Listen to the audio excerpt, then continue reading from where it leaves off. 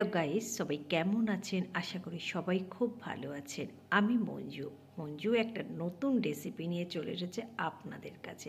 মঞ্জু কিচেনে অবশ্যই কিন্তু রেসিপিটা সবাই দেখবেন। আর এই রেসিপিটা ভালো লাগলে সবাই কিন্তু অবশ্যই একটা লাইক করে দেবেন। চলুন তাহলে আজকের রেসিপি কি হতে পারে।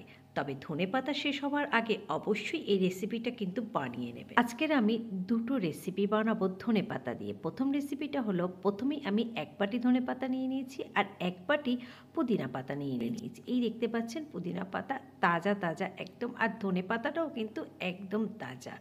তা আমি এখানে এগুলো নিয়ে নিলাম। আর তারপর আমি এখানে নিয়েছি গোলমরিচ আর জিরে আছে, কাঁচা লঙ্কা আছে। গোলমরিচ হাফ চামচ, জিরেও হাফ চামচ। এগুলোকে আমি সব কিন্তু মিক্সচার মেশিনের জারের মধ্যে দিয়ে দিচ্ছি, একটা পেস্ট বানাবো। তা সেই জন্য আমি এগুলোকে সব ফ্রেশ করে ধুয়ে নিয়ে আমি এর মধ্যে সব দিয়ে দিচ্ছি। কাঁচা লঙ্কার পরিমাণটা অবশ্য আপনারা আপনাদের ঝাল অনুযায়ী দেবেন, কারণ আমার এখানে এই কাঁচা লঙ্কাটা কিন্তু খুব ঝাল ছিল বলে আমি 2 পিস দিয়েছি। তারপরে একে একে জিরে, গোলমরিচ, একটু স্বাদ অনুযায়ী নুন দিয়ে দিলাম। আর এখানে দিলাম আধ কাপ একটু সামান্য জল। খুব বেশি কিন্তু জল দেবেন না, আমি আধ কাপই ব্যবহার করেছি। দেখুন আমার পেস্ট কিন্তু একদম রেডি হয়ে গেছে। খুব ভালো করে আমি পেস্টটা বানিয়ে নিয়েছি। আপনাদের তুলে দেখিয়ে দিচ্ছি, দেখুন ধনেপাতার পেস্টটা। এবার একটা পাত্রের মধ্যে আমি এগুলো সব কিন্তু ঢেলে নেব। একটা পাত্রের মধ্যে আমি এই ধনেপাতা আর পুদিনা পাতার চাটনিটা কিন্তু আমি ঢেলে নিলাম। এই চাটনিটা একটু ঝাল হলে কিন্তু খেতে খুব ভালো লাগে।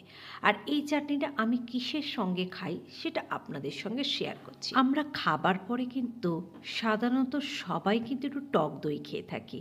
টক দইটা খেতে কিন্তু খুব ভালো লাগে। তা সেই টক দইয়ের মধ্যে যদি এই ধনেপাতা আর পুদিনা পাতার চাটনিটা 1 চামচ দেয়া হয়, আর তার মধ্যে একটু স্বাদ অনুযায়ী বিট লবণ দেয়া হয়, তারপরে দেখবেন খাবেন, এত সুন্দর টেস্ট লাগে যে আপনাদের বলে বোঝাতে পারবো না। সত্যি কিন্তু দুর্দান্ত লাগে। যেহেতু লাঞ্চের পর বা ডিনারের পর আমরা টক দই খেয়ে থাকি, সেই খাবারটাও কিন্তু খুব তাড়াতাড়ি হজমও হয়ে যায়। আর একটা পদ্ধতি আপনাদের দেখাচ্ছি। আমি এখানে 1 গ্লাস প্লেন জল নিয়ে নিয়েছি।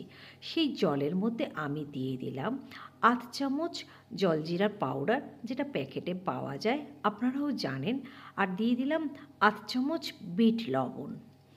তারপরে আমি এর মধ্যে অ্যাড করে দিলাম ভাস্কর লবণ, যেটা পাওয়া যায়, দেখুন ডাবরের।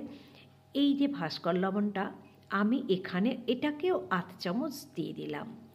তারপর আমি যে ধনেপাতা পুদিনা পাতার চাটনি যেটা করে রেখেছিলাম, যে পেস্টটা, সেটাও আমি 1 চামচ দিয়ে দিলাম। খুব ভালো করে এইভাবে জলটা যদি গুলে নেওয়া যায়, তারপরে সামান্য একটু বরফের টুকরো দিয়ে আপনি পরিবেশন করবেন, দেখবেন টেস্ট এত ভালো লাগবে আর এত সুন্দরভাবে হজম হয়ে যায় যে কি বলবো। এই হয়ে গেল। আমি পুদিনা পাতা ধনেপাতার চাটনিটা কিভাবে খেয়ে থাকি সেটা আপনাদের সঙ্গে শেয়ার করলাম। আপনারাও বাড়িতে কিন্তু এইভাবে বানিয়ে দেখবেন। আশা করি আপনাদের সত্যি সবাইয়ের উপকার হবে। অবশ্যই ভিডিওটা ভালো লাগলে কিন্তু সবাই একটা লাইক করে দেবেন। আপনি কিন্তু এই চাটনিটাকে কিন্তু আবার ফ্রিজের মধ্যে আপনি সংরক্ষণ করেও রাখতে পারবেন। এইভাবে টিফিন বক্সের মধ্যে রেখে দিয়ে ডিপ ফ্রিজে রেখে দেবেন। আপনি যখন খেতে চাইবেন তখনই কিন্তু এটা বের করে আপনি কিন্তু দই বা এরম জলের মধ্যে গুলে নিতে পারবেন। আরও একটা পদ্ধতি এবার দেখাচ্ছি, ধনেপাতার চাটনি কিভাবে আমি বানিয়ে থাকি। এখানে 1 বাটি আমি ধনেপাতা নিয়ে নিয়েছি, একদম খুব ভালো করে ধুয়ে নিয়েছি। আর এখানে লঙ্কার পরিমাণটা আরও একটু বেশি দিয়েছি। এখানে দুটো আমি রসুন নিয়েছি, আধ চামচ জিরে, আধ চামচ গোলমরিচ, আর লঙ্কা নিয়ে নিয়েছি 5টা। এটাতে আরও ঝাল হলে কিন্তু সবচেয়ে ভালো লাগে।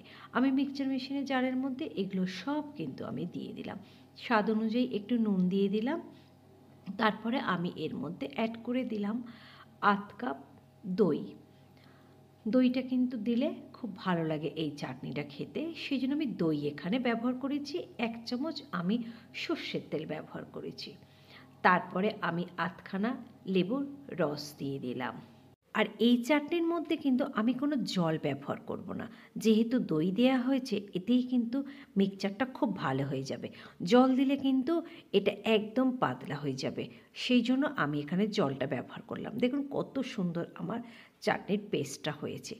এই পেস্ট চাটনিটা দিয়ে কিন্তু আপনি যে কোনো পাকোড়া, যেমন ফিশ পাকোড়া, চিকেন পাকোড়া, আমরা আলুর চপ পাকোড়া খাই, যে কোনো ধরনের কিন্তু তেলে ভাজা বলা যায়, সেইগুলো দিয়ে আপনি খেতে পারবেন। তারপরে এটা কিন্তু আলু পরোটা বা আপনি যে কোনো ভাতের সঙ্গেও কিন্তু এটা খুব ভালো লাগে এই চাটনিটা। তা আপনি এই ধরনের কিন্তু চাটনি বানিয়ে বাড়িতে রাখতে পারবেন। আশা করি আজকের ভিডিওটা আপনাদের ভালো লেগেছে। অবশ্যই ভালো লাগলে একটা লাইক শেয়ার করে দেবেন। আজকের এখানে ভিডিওটা শেষ করছি। সবাই ভালো থাকবেন।